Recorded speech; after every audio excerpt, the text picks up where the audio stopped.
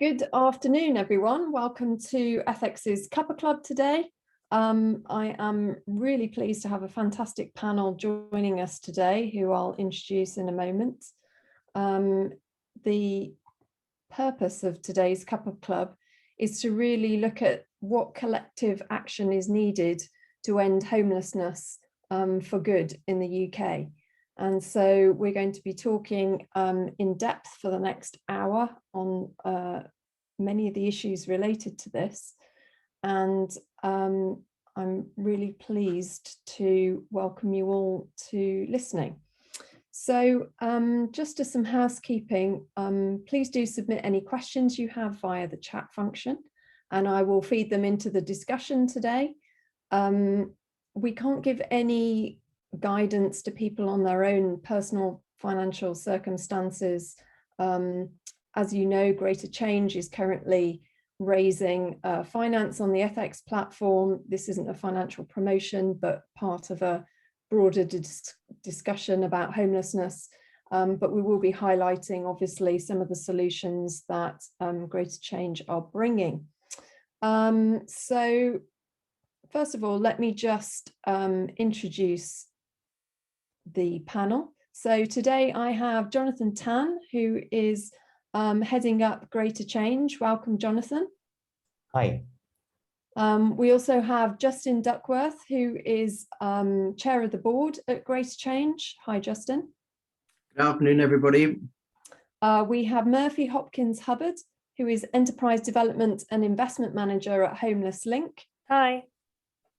And we have Barry Dolezal, who is senior homelessness prevention caseworker at Aspire in Oxford.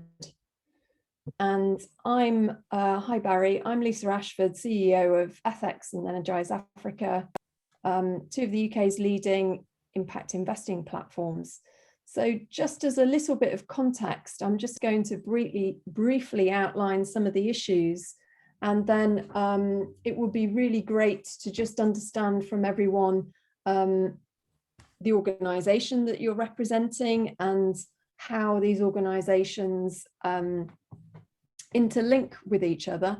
Before then we start talking about some of the challenges that are currently being faced and looking towards some solutions.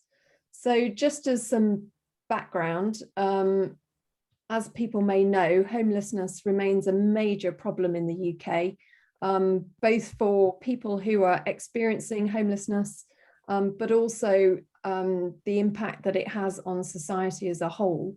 And some shocking statistics that between 153,000 and 280,000 people in England are currently classed as homeless, whether they are sleeping on the streets or in a hostel or sofa surfing. It has obviously a hugely detrimental impact on those people's lives. And the average death of people experiencing homelessness is just 45 for men and 43 for women, which is just appalling. This is obviously in contrast to a UK average life expectancy of almost 80 for men and 83 for women. Now, homelessness charities do a great job of getting people off the streets and providing accommodation and support. But we know that that is just one part of the solution. And people living without homes need much greater support, both emotionally and financially, to help them move on, create new lives with dignity and purpose, and reducing their chances of ending up homelessness again. So we're going to look at the broad picture in this webinar of what's needed to move people out of this situation permanently, and to have a much more positive track for the future. So let's introduce a little bit more detail to those people who are joining me today. So Jonathan, would you like to kick off, followed by Justin, and then we'll go Murphy and then Barry?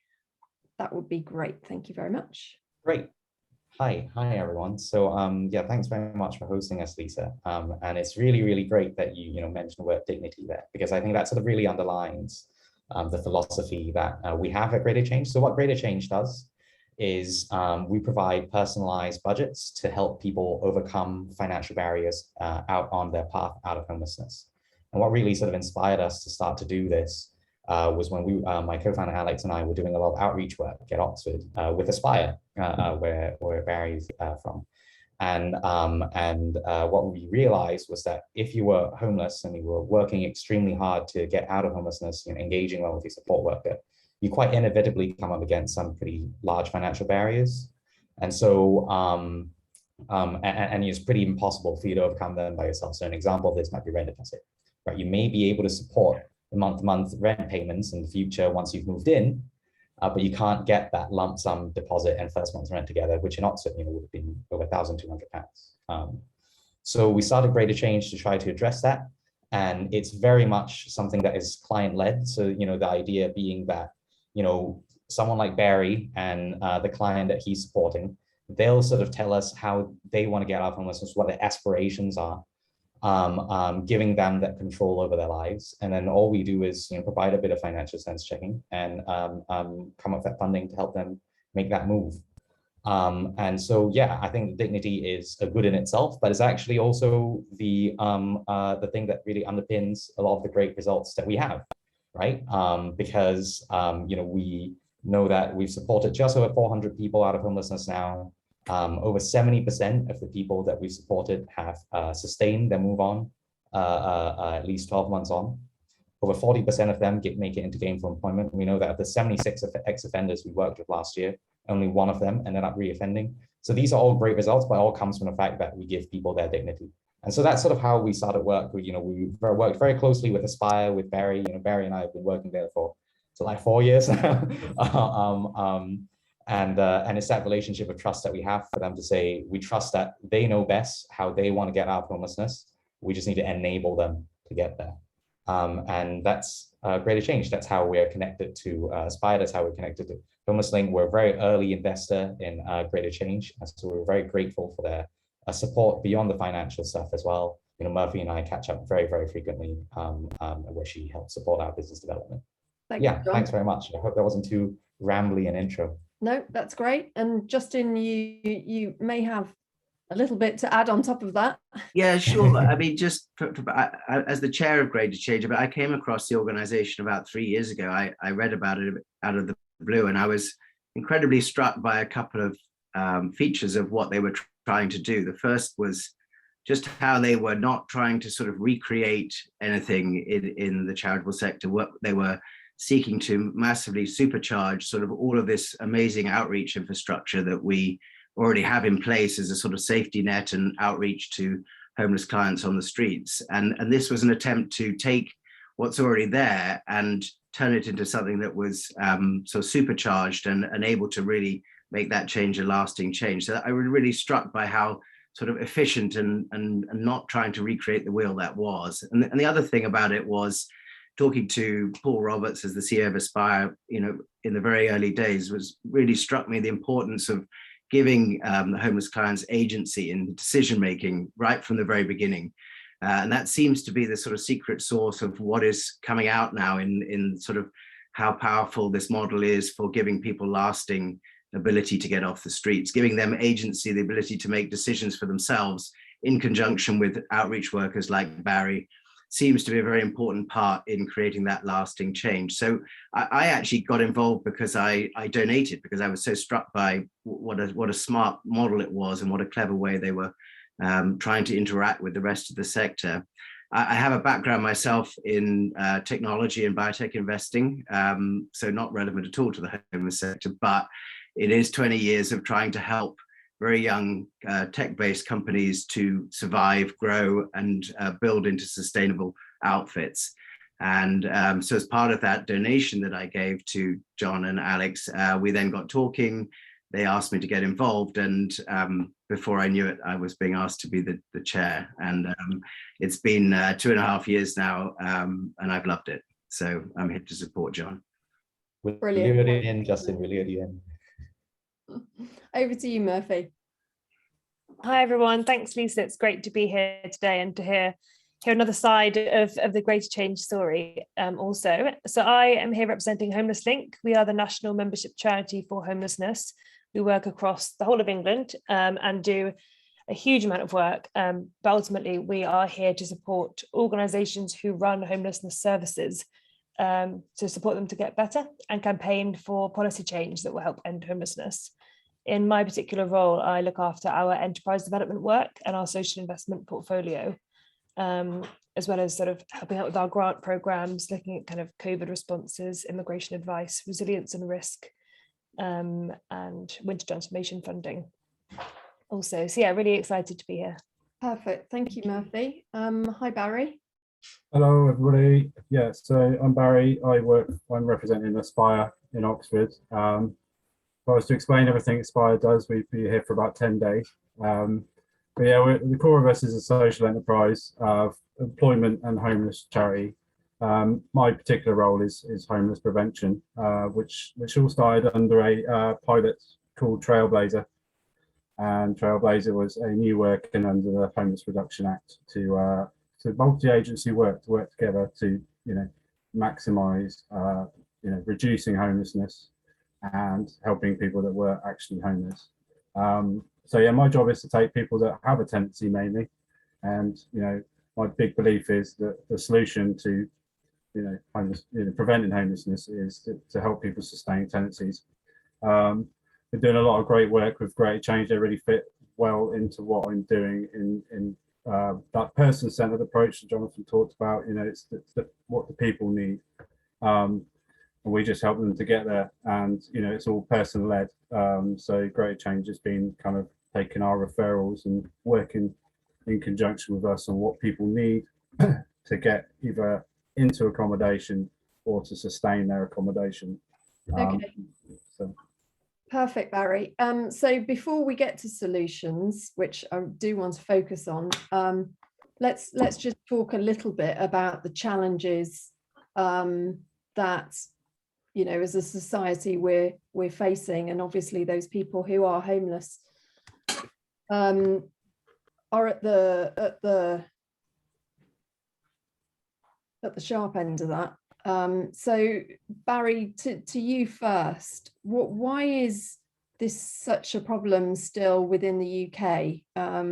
What are the challenges that are keeping us from really transforming our society where there's no one who is homeless? There's an endless list. Some of the main things we have is a lack of sustainment within tenancies. There's not enough social housing going up. There are things called pathways. I'm sure you've heard of pathways. So the young person's pathway, the homeless pathway. There's supposed to be a pathway for people coming out of prison. The crux of it is they don't work. There's no cohesion there. So a lot of our problems is people leaving prison and they're given £49, which is enough to probably get them a bus, make a phone call, get some food, and that's literally where the support stops. And then invariably people end up on our doorstep, and there's a big fight to kind of get people on board to work together. There's a lot of bureaucracy with local authorities, with your eligibility, your priority, and then a push to get people into the private rented sector, which is very unaffordable for people, and and an offer of shared accommodation, which a lot of people can't go into.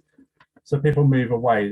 I think they lose trust, and then invariably, so the mistrust, we see a lot of hidden homeless that are sofa surfing, or I could go on about this all day. It's just like there's so many reasons why this doesn't exist in the UK, and there seems to be this reinvention of all the time. There seems to be these projects that come in. I mean, Trailblazer was massive. I'm very passionate about Trailblazer, which is why I can go off on a tangent sometimes, so just brain me if I do.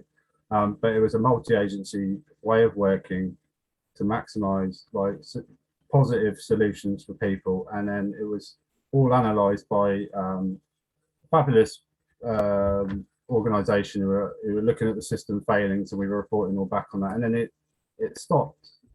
It was like, thanks for that, and it was in a real free flow with real getting results for people, sustaining tenancies, and it kind of stopped, and it seems to be, it's trendy right now to do this, and then it stops, and then we'll go on to something else, and it never really actually solves the problem, and it's very frustrating. And fortunately for us, we work at a very forward-thinking organisation that we kept up projecting, we got other funding, and we kept it going at a smaller team, but we were still doing the job, getting those results. But unfortunately with that, we lost a lot of our multi-agency contacts because they weren't on the Trailblazer brand. Then it went back to kind of working behind closed doors to get your own results. The councils kind of like stopped letting us in because they didn't have to. You know, we still have relationships there, and we're still able to, but it wasn't as focused as it was before. You know, so a lack of sustained policy and support at a top level. Murphy, do you want to build on that?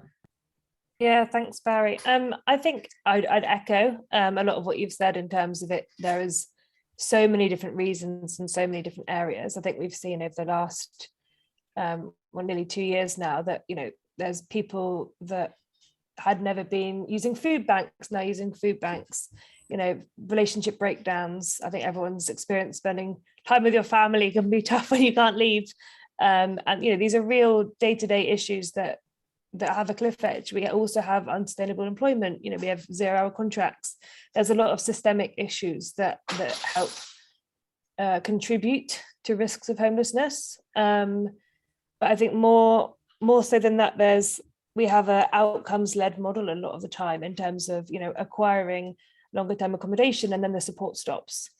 Your community stops, you know, you are then working with an organization. So yeah, to echo Barry's thing, I think sustainable support, helping to have access into society rather than becoming institutionalized within organizations. But yeah, I think the main thing I'd want to say around sort of why is there a problem? I think there's a huge amount of causes, and the prevention piece that Aspire do really well as well is really key there. In terms of understanding risks, developing better safety nets, and giving people the support to be active in their life. I suppose I think what's amazing about Greater Change is it isn't, you know, let's try and do what we can. It's how can we do this really well and make people, you know, feel acknowledged. Yeah, thank you. Can you go on to tell us a bit more about that sort of wider solution and why providing accommodation is not enough? Yeah, sure. So I think, yeah, similar with tenancy support, it's really needed to happen. There's a lot of issues around prison leavers, as mentioned, care leavers, and understanding the nuances to sustain these tenancies. Even things like life skills and taking the bins out, how to contact your landlord, you know, small things that we could easily take for advantage that aren't necessarily included in people's sort of next stage of their journey. I think the other thing is employment. A lot of the work that we do at Homelessness within sort of my area is around enterprise and accessing opportunities. So I think it's, yes, we do need more accommodation, particularly single occupancy accommodation in areas that have access. As you'll see, some of the social housing that we see is impossible to get to any employment opportunities. So yeah, I think the Aspire as well are quite well linked in with the sort of town planning aspects and understanding the ecosystem and geographical remit of where they are. And it's really important that we take these factors in when thinking about longer term solutions. Yeah, Barry, do you want to give your view on that? Why accommodation isn't enough? I just yeah, for me it goes on to early, you know, I mean, there needs to be a, you know, sustainment in everything. So I mean, a lot of what we see is in with the private rented sector as well. Like there's people in there that don't know how to, they get accommodation and they're kind of left at the door to manage all that, and then it spirals out of control. When you get one small thing come out, it spirals out of control because people don't know. Like, I mean, I didn't when I went into accommodation what I had to do, and like I was on the cusp of like losing that, I think early education is a big thing. You know, teach this stuff in schools.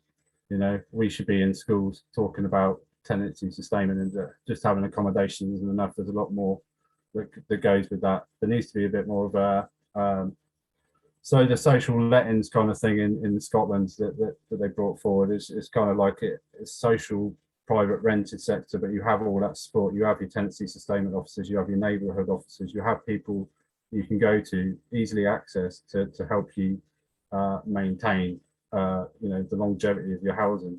You know, plus, you know, people's kind of what was it, the staying housing as well. It's like not enough to, you know, a lot of people that live in sort of rented accommodation, there's no longevity to it. They're always worried that you know, they're going to be, you know, that it's going to be resold, or you know, that, you know, or their rent's going to go up, or whatever. There's no longevity for it anymore, which would definitely make people want to kind of go into those private rental sector. And then obviously social housing is like absolutely snowed under, and then there's sustainment there, but there's not enough there, which is why I work with housing associations to pick up the flow of that and help people manage their tenancies. But when I get to them, sometimes it's way out of control, and you know, there's not enough early intervention when it comes to like you know, sustaining tenancies, and not enough pre work done for people entering into those tenancies. It all goes back to like this early education, you know. Thanks, Barry. Certainly just reflecting back on one of the other organisations that we've supported, Common Ground, that we did a successful offer for, who were helping people with experiencing homelessness in Scotland to find exactly that long-term accommodation with built-in support, recognising in that particular case that they were dealing with mainly the inhabitants of those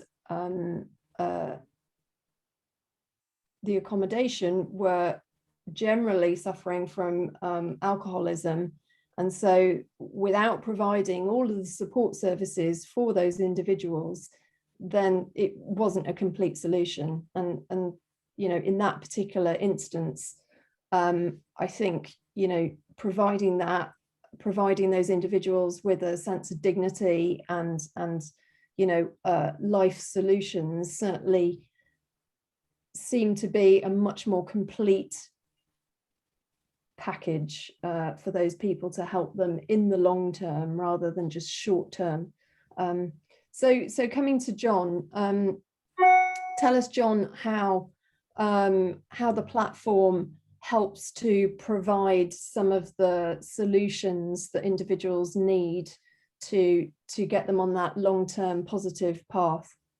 Yeah, I think you know, I think Murphy and Barry have spoken a lot about the general picture. So I think speaking very specifically about our world, you know, I just want to firstly, you know, I think thank everyone that's here, because they're learning about the nuances of homelessness, right? I mean, what Barry was mentioning earlier, that there's no sustained policy direction. I think it's very difficult for there to be, because I think the truth is homelessness can be quite a stereotyped issue in the UK, right? You know, Jason, our head of business dev, when he did a little talk at a primary school, he got the kids to sort of draw a picture of, when he said someone who's homeless, you know, what do they think about? And it's just the sort of the classic picture. You see an old guy with a big beard and a drink in his hand, rough sleeping, when that's not really even the majority of people experiencing homelessness in the UK. You know, while we don't talk about the fact that domestic violence is a huge cause of homelessness. We don't talk about the fact that, you know, Black and ethnic minority background people are disproportionately or overly represented in homelessness. Right? I think there are a lot of things that I think you can only make good decisions on, and the correct decisions and correct solutions so they won't scream at you when you look at it on an individual basis, right? So, for example, so just to pick on how greater change helps, when we talk about accommodation, right? I mean, Barry, you and I work on this quite a lot. So, you know, obviously a lot of prevention stuff right now, and yes, prevention much better than cure. So helping someone pay down their arrears, creating a sustained payment plan that has such a positive impact on the individual's life. It takes that stress off, but also it just, has a hugely positive impact on the system anyway. Because if you essentially allow someone to slip into homelessness and then say, okay, we will support you then, that's just ludicrous, right? Because that's so much more expensive anyway to the taxpayer, and so much less effective and so much worse for the individual. When we look at, why isn't accommodation enough? But what's good accommodation? What do you mean by accommodation, right? What makes it a home? So, very often, again, we work with Barry, we work with our other partner charities to buy vital furnishing for people. We know that, for example, flooring is something that is usually the tenant's responsibility in social housing. So, sometimes you have people moving into bare floors. And when I say bare floors, I mean like, concrete or splintering wood, right? It's just not in really livable condition. How are you supposed to fix that up by yourself? But here's the thing, right? With greater change, when we fix it up for someone, when we give them something good to take care of, something nice to take care of, they do take care of it more often than not. Because Barry's there to give them the skills. And because we're giving them a stake, right? Something to take care of, something to feel like they have a stake in society, and some place to call home rather than just a shelter, right? I know that so Paul Reed, another senior support work manager at Aspire, I was talking to him recently, and he was talking about how maybe I'm stealing your anecdote here, Barry. So apologies if I am. But recently they were negotiating with someone who owns a couple of B&Bs north of Oxford, and they were putting up some clients there temporarily because there was a gap in their housing provision from the council. So they would have had to rough sleep for a couple of weeks, if not for the fact that we successfully negotiated it and were able to fund that cover. But when they left, the landlord was so happy. They were like, they've left the place in absolutely pristine condition, much better than commercial customers, tourists usually leave it in, right? Because again, when you give people something nice, they take care of it. So I think perhaps in some ways it might be a bit wishy-washy when you when you try to compare this to discussion at a policy level. But I do think that it all starts from looking at the individual story, helping the individuals, providing personalized support. And then really from there, the policy just sort of spills out and it becomes so obvious. The fact that there are gaps in the pathway that, we see on the front lines on a day-to-day basis that are just incredibly obvious, right? That, if we made Barry Minister of Housing tomorrow, I'm sure he could fix it.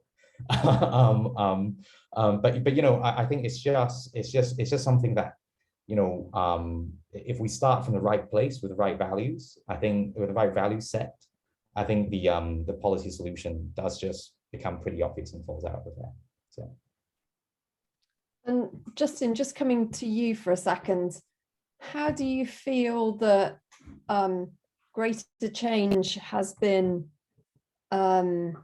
supported in its concept?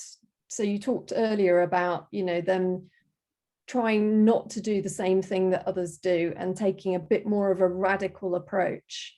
How has that been received amongst those organizations that work within this area? I think it's been interesting. It hasn't been as simple as you might have thought, because I think whenever a new concept comes along and new people come into a space, everybody sort of has to eye them up and sniff around a little bit and just see, are they on my patch or not, and how does this fit in with me? And I think the concept is very, very simple, and you've heard it from that recent discussion just there. It's not just that accommodation, it's a combination of the sustained support from the outreach network that's very strong in a lot of places locally now, but also that needs to be married with money, just cash, in order to really make that difference, to push people back out of the safety net and in a sustainable fashion. And I think for people to, and Barry will be able to speak to this because he's at the sharp end of that, but to enable people like Barry to do that job, because they are really the people that sort of make the difference here. We're really just acting through them as a way of giving them superpowers in a way to say, you make the decisions in conjunction with your clients. And, getting new outreach organizations that we meet to understand that it's not a threat, it's not replacing anything, it's trying to say, all those frustrating meetings you have with your clients week in, week out, where you have a coffee and a tea and nothing changes week in, week out. We're back at Groundhog Day again 6 or 7 months later. Well, if we ask the question to people like Barry, say, well, what can we do in this individual situation to really push this into a sustainable out of the net situation? And I think that just requires a little bit of experience of working with us. We found that, it's a very positive experience once we've worked with people for a while on the ground. And of course, like anything new, it just takes word of mouth, it takes experience, it takes, we're now over 400 people helped. We're working in 4 or 5 different council areas now. The momentum is building as the references become more positive. But like anything new, people have to see, how does it change my life? Is it a threat or is it an opportunity? And I think having people like Barry on the call here are great to really say, yeah, this is making my life, because I can make more of a difference than I could before I met Greater Change. Yeah, great. Well, so with those superpowers, Barry, that I probably over-egged that, Barry, I'm sorry. How do you work across organizations to provide a joined up solution? Okay, well, so we're kind of like the navigators in the middle of all these systems that are set up to help people. So our job is to effectively join up the people we work with based on their wants and needs into these systems. So the council and then the other systems. With Great Change, we feed in a more kind of human, kind of realistic, person-centered approach, I guess. That goes back to that kind of that what makes a home kind of thing. They really grasp that the kind of people we work with, like. So I'm going off on a tangent. Can you re-ask that again? Sorry. I was just wondering how Aspire and yourself work with other organizations and partners to really try and provide solutions. So how is, in more detail, how is Greater Change and yourself and Murphy sort of working together to provide a complete solution, and others? It's easy with Greater Change. The solution is like we're the people on the floor, so we hear the stories, like we're storytellers, and then we write these referrals. That's the basis, but like the referrals are kind of the person-centered. Like it has a lot of what the person wants to say in it, which is great for us because it really promotes a story to Greater Change of how this is going to really impact their lives. So it's kind of, and the stories, it's kind of like not just a person needs like a rent deposit for a home. It's sort of like the rent deposit might mean the rent deposit might mean that prevents them, so they might have money to set up their home, make it feel more homely. And like if they don't have the rent deposit, they may withhold their rent and get in like financial trouble. So Greater Change is kind of like very, they're a lot less fixed. Like the council were like, we'll pay your deposit, that's it, you're home, off you go, and then that's great. For that's their box ticked, but our boxes are different because we know that you can't just get people into a home and then expect that to just work out. So Greater Change is kind of like the way we work with Greater Change is kind of like I can go to Jonathan and go like, I've got a lady, who's in a tenancy. My worry is like she needs carpets or washing machine, cook, oven. She might need the whole lot, but she's going to withhold her rent to provide that because she's got kids. Her priority is to feed and keep those kids warm. So Jonathan would be like, okay, we can work with that. And then, it's looking at that because that is preventative measure, because if that parent does that, they're going to end up in financial difficulty down the line and probably get evicted or an eviction notice, which is going to cause like a lot of problems. So it's that they work in a kind of like more upstream kind of ways than a lot of the other services do. We link it to other services, like we have fantastic relationships with quite a lot of services in Oxford, including the local authorities, but they're not bad. There's systems set up in the way they're set up, to kind of maybe stem the flow, because they are absolutely off their nut. They've got at the moment with like the amount of cases coming through their doors, Right. But we link in quite well. We get people that they struggle to work with on our caseload, because we bring that kind of human bridge building kind of element with it.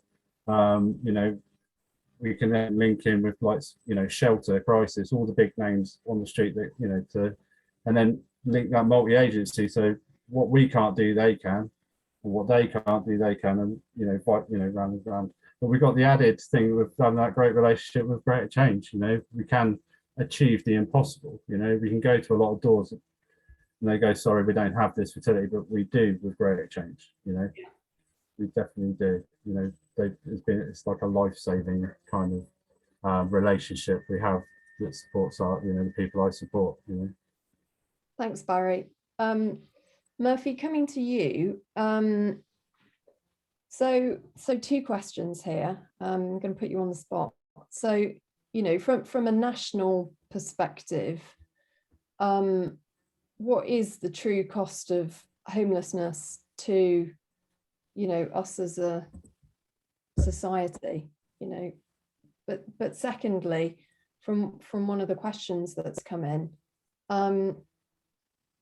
they've highlighted these are great solutions, but isn't homelessness a symptom rather than a main issue?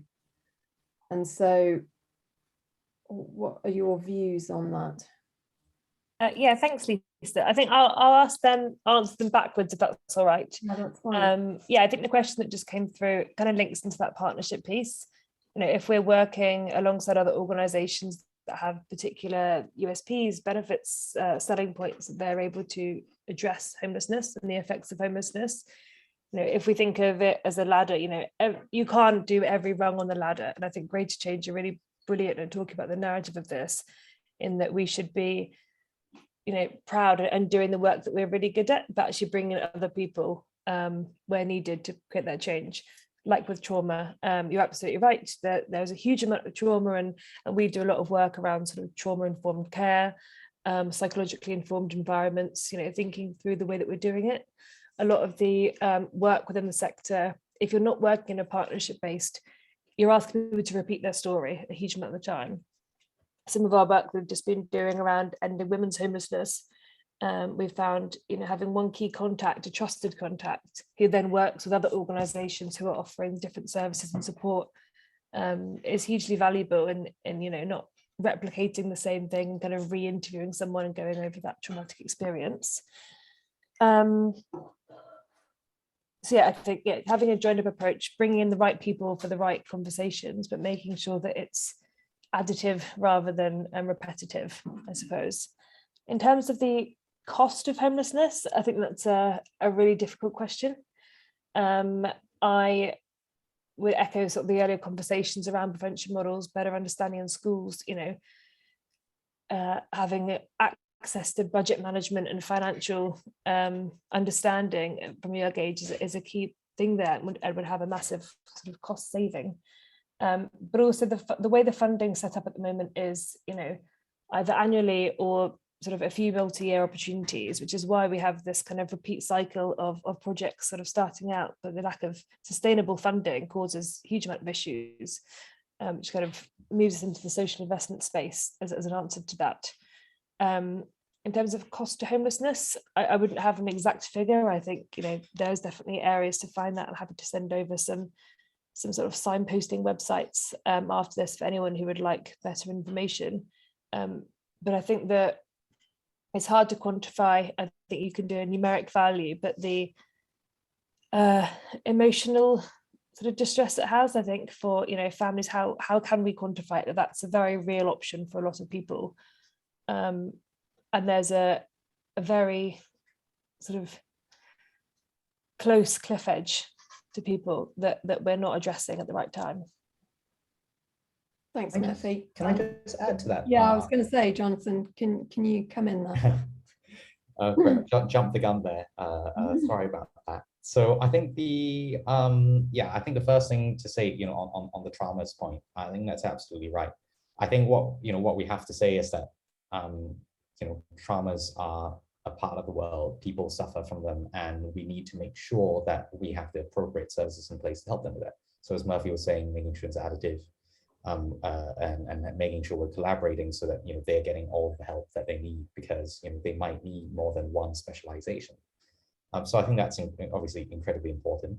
And for us, collaboration's not just a buzzword. We literally cannot exist without it, because we don't have our own in-house support work team. And that was a deliberate choice to say that it's not good for the client to have to deal with yet another person. They have to build a relationship, trust this yet another stranger, when actually what we could do is our ops team simply treats partners like Barry, like New Horizons Youth Center, like loads of our other partners, as one of our own, right? And so we can, in that way, build things in a really additive, really efficient way, really lean way. And then on the cost of homelessness, I think, Murphy's absolutely right. So we've actually done quite a lot of research on this, because both myself and my co-founder are huge stats nerds, and we just love it. And we wanted to be very clear about our impact and our evidencing. So I think overall cost of homelessness, that is actually incredibly difficult to find. But what we have been able to do, and I can sort of signpost you to the About page at Create a Change. You can find our latest impact report, where we've done a lot of secondary research on the potential cost savings. So that might give you, in a way, help you triangulate and give you an idea of the cost. So for example, from the just about 130 people that we supported in a previous financial year, 2020 to 2021, that created a cost savings, a conservative estimate of about £2.4 million per annum with our partners, delivered with our partners. And that's an incredible ROI as an investment for us as a society to put money into. But the key thing there really is to say that the costs are huge, because when you have that impact on the individual's life, and Murphy's absolutely right, you cannot quantify that. That's a huge change in quality of life. And in many cases, you will actually be saving a life because of the stat that Lisa mentioned earlier, the really, really untimely deaths faced by people in the country today. But beyond that, there are very clear systems impact that we know about as well, right? We know that, as I was sort of rattling off the stats earlier, we know that when you help lower recidivism rate, what Barry's mentioning, when you leave prison, they give you £50 and tell you to sort yourself out. What do you think is going to happen, right? But when you're able to reduce that recidivism rate, that has a huge impact on policing, on the probation services, and the criminal justice system in general, which is a costly process to society. We know that we reduce long-term health needs because, again, surprise, surprise, if you have a roof over your head, you tend to be healthier in the long run, and that's going to have a reduction in burden on the NHS. So we know that too, and we know that there are some good values and good studies that have been done, some by Crisis actually, on quantifying based on some case studies of how much these can end up costing. Where we know that when we move someone on from temporary accommodation, that's great too, because temporary accommodation is high support need accommodation. You get, support workers there sometimes 24/7. It's expensive to run, and when you help someone move on, you've effectively freed up a bed space for someone else who's further up the pathway. So actually, some of the cost savings data, you can get some pretty good numbers for that and get some pretty good ideas on that. The overall costs of society are pretty difficult to quantify. But on the flip side of the coin, trying to figure out how much we've saved, I think we've actually done a really good job. I'm really proud of what, as a team, we've been able to contribute to the evidence base, just from secondary research and primary research as well, on the cost savings to ultimately the public purse. So yeah. So sticking with you, John, tell us about your aspirations for growth then, and the impact, the growth in impact that you can achieve, and what that means in sort of like real terms. Yeah, so I think, the big number that we're aiming for is to say, we want to help over 34,000 people take large steps out of homelessness by 2031, and that'll be sort of 10 years from now. And we think we can do that. We think that's a really achievable goal. based off of what we are what we are doing. The view is to try to move nationally, to try to expand across the country, grow the geographic reach of our work, and this will just increase the number of geographic reach of work, increase the number of people we're working with. So that's kind of the direction we're moving in. I think, as Justin alluded to earlier, we kind of straddle the line, and I just saw the question come in. If you don't mind, I'll just answer it because I think it sort of fits into what I was about to say anyway. We straddle the line as a sort of nonprofit and a startup, because what we do effectively is create a really nuanced, empathetic, alternative giving platform to enable people to fund peer-to-peer giving.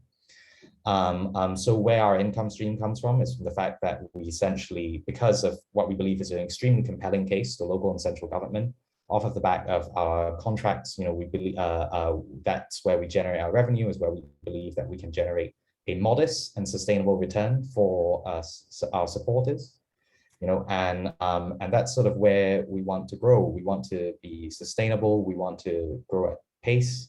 We want to help as many people as we can. For me, the big number is always just how many people are we helping out homelessness, and so happy with what we've been able to do as a team. We're a tiny team of 6 at the moment. So helping over 400 people is something we're just very proud of. And yeah, it's and so sort of that's how we sort of envision our next 10 years, and obviously very grateful for the opportunity to do that with ethics and try to put that into reality. Yeah, I hope I answered the question. Yeah, I think you did very well. And I suppose why we love your story so much is it echoes our own in terms of people-powered finance and democratizing solutions, and enabling organizations to really do social good and environmental good at a grassroots level. I mean, that is what we are all about. And I think it's reflected so well in the work that you're doing as well. So, I think it's a very complementary business plan to our own, and, wish you every success with that growth. I'm just going to come to some questions that have come in. I'm not sure whether these will all be able to be answered actually right now, but we can absolutely touch base with some other organizations and give links to those afterwards, who I think might be better placed to answer some of them. So one question was around contributions of church-owned alms housing and church homeless efforts in general. Do you see contributions and partnerships from church-based organizations? Perhaps John and Barry, if you could answer that. John, do you want to go first? Yeah, can do. So on church-based contributions, we actually work with an organization in Chichester that is a church-based organization, Chichester City Hearts. I think they can play a big role because they are seen as at least that sort of the sort of vision on the ground is that they're seen as a very neutral party, non-hostile. So where there are potentially historically sometimes due to past interaction with the councils, with other charities, that can often make someone who's experiencing homelessness feel like they can't approach some other areas, they can approach the church. I think there's definitely room for the church to, as we were saying before, provide an additive level of service to the community. To be honest, I'm not an expert at church finances and how best they can help. And I would say that the reality is that it probably varies a lot locally. What's already there on the ground, I think, as we were saying, definitely if there are capacity constraints, you might want to duplicate it in the sense that you might want to try to expand the capacity for certain services. But what you probably also want to do is say, where are the gaps, right? Where can we most effectively fit in? So I think that's more sort of quite general. As I say, I'm sorry, but I'm not too familiar with the arms housing schemes myself. But I think generally speaking, I think the church can play a huge role in the local community. Yeah. Thank you. Yes, I think that's fine to sort of provide a more generalist response.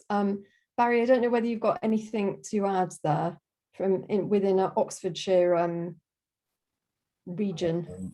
Yeah, I'm a bit like John really. So it's not really sort of. I don't really have any sort of. No, that's okay. Well, I suppose to John's point, yeah, there's absolutely room for further partnerships and, very aligned thinking, I would imagine, in terms of trying to provide solutions in the round. So I am going to see, I think those are most of the questions, actually. Everyone's done such a good job of answering them as we go along. Just to say, perhaps I'd like to just hand over to each of you in turn to just sort of round out, and if there's anything that you haven't said that you would very much like to say, now's your opportunity. So I'll go Murphy, Barry, Justin, and then John to finish. Murphy, coming to you first. Yeah, thank you, Lisa. It's been great to be part of this today. So thank you everyone for coming along, and to my fellow panelists also. I think if I was to lead the conversation today, I think that we need to think about sustainability in two key ways: the sustainability of organisations who offer support as a key place for that need funding, and then sustainability of outcomes, looking at those tenancies, employment opportunities, health, it all ties in. But that being a key area. I would also like to share there has been some good news in the homelessness sector, with the sort of sad connotation, I suppose, but we have seen an 11% decrease in homeless deaths this year, for the first time since 2014. So, whilst the number is still appallingly high, there has been some good coming out of, things like Everyone In, and those larger campaigns. I think I'll probably leave that there and pass over to my peers. Barry, over to you. Yes, thanks for inviting me today. It's been really good to be on the panel. Just for me, like the most important thing for me is prevention, sustainability, and like we're a little organisation, but with massive impacts, and like for me, sitting there with Greater Change, like I'm really proud of Greater Change. I'm really proud of like the work we do with Greater Change. Like if it wasn't for Greater Change, like a lot of opportunities for the people I support, wouldn't be there. I think it just really shows to me that like there's a lot of smaller organizations making massive impact, and like I think that's like really, really valuable. And I think it raises a very big bar. I think people should be looking more at the whole reason my job exists is because I'm a storyteller. I can I can tell people stories, and I can push those systems to help when they hear those stories, and they don't see just the person that's like not bothered about participating in life. They see a human being. So yeah, long may it continue. Thank you, Barry. Justin. Oh, thank you, Lisa. Thank you for the invitation today. I mean, I just close. I think there was a very pertinent question I wanted to clear up, that Bill asked earlier about our sort of not just how are we going to be solvent, but how do we generate income streams that allow us to pay a return down the stream for investors here. And I think it's important that making Greater Change very strong financially is critical for us, not just to sort of be able to wash our face every year, but to build up a surplus and really sort of advocate for this sort of new type of intervention that we think creates a very lasting type of change for our clients. But in terms of what I charged John and Alex with 2 or 3 years ago, in which they've been very successful in doing, is to go out and find a way at a very baseline of supporting your basic costs. We're very lean anyway, because we've got wonderful organizations like Aspire out there, and there are many Aspires in different parts of the country that we seek out. that allows us to leverage, you know, their existing infrastructure, and then we just try to supercharge it. So we're actually very lean as a tech platform with our own cost base, but we are commissioned in each area that we operate in by councils on an annual basis, usually on a 2-yearly basis, to operate and set up in that area. And you know, as a core, I said, you know, that part of the funding needs to be allow greater change to be sustainable on a sort of annual basis to just break even and cover our costs. And then our challenge, we also have income streams from corporate giving. We get a number of fantastic corporate partners, particularly in London recently, that have supported us. That is obviously a slightly more lumpy and periodic support, but it's something that is growing and allows us to sort of grow a surplus on top of that break even. And then, you know, the real purpose, or one of the purposes of this ethics fundraising, in fact, is we've been generating such great stories with partners like Aspire and such great content now that, you know, we want to build a sort of a B2C type income stream. So we, you know, encouraging monthly giving or one-off giving, because, you know, the great thing about, if you look at the Greater Change website, is you can see from peer to peer exactly who you're helping. You can give on a personalized basis, and you know that with the help of somebody like Barry, that money is 100% going to go to help that person. And so we want to build that side, because that will also provide another incremental sort of income stream that will benefit the Greater Change sort of KIC, the community interest company, with a very small proportion going to them, but the vast majority still going to the direct client that you see on the website. So that piece happens at a relatively low level today, but we will be building that very strongly in the future, just because of the fantastic stories that are coming out of the last 2 years that we've been piloting this. So that was my last piece, just to talk a little bit about we don't just want to be solvent, we want to be building surpluses so that we can advocate this strongly and obviously provide a return. Perfect, Justin. That was a great clarification. Thank you. And lastly to you, John. What else can I say? I think, you know, thanks everyone for being here. As I said, I think it really starts from understanding. It really starts from building all of our understanding. I think that's one of the things that, you know, we do try to do at Greater Change. Obviously, the main thing that we do is provide good support for clients, hopefully, and for support workers like Barry and his colleagues. But, you know, what we also really, really want to make sure we're able to continue to do is to build that evidence base, build that sort of understanding amongst people who are very kindly taking the time to listen to us here. You know, to say, look, this is actually a very nuanced issue, but you know, it doesn't have to be difficult. It doesn't have to be impossible to solve. You know, I think sometimes homelessness can seem that way, right? When you get hit by a stat like there are 200,000-300,000 people experiencing homelessness, you go, how can I possibly make a dent on that? But with Greater Change, you don't have to, right? You make a dent on one person's life to begin with. You make a dent by building your own understanding of it. And hopefully over time, if we can build traction, if we can grow our community of supporters, you know, then what we will be able to do is eventually, you know, inform policy, inform decision-making. And, you know, that's sort of really what, you know, we think needs to happen. And we're just very happy to be able to contribute to that. So, and very, again, very thankful for everyone taking the time here. So thanks very much. Thanks, John. And I mean, I think it's really great to see an organization which, you know, is small and nimble, that has such huge potential to have a great impact. And, you know, I think it's fantastic that, as you say, as you build more and more of a track record, you know, that is really going to provide data which is going to be really valuable to change the conversation on how we deal with homelessness as a society. So thank you to Barry, thank you to Murphy and Justin and John for providing a really rounded discussion. You know, we literally just scratched the surface, really, but hopefully that was a useful insight for everybody. And thanks very much for joining. There's more information, obviously, about Greater Change on our website.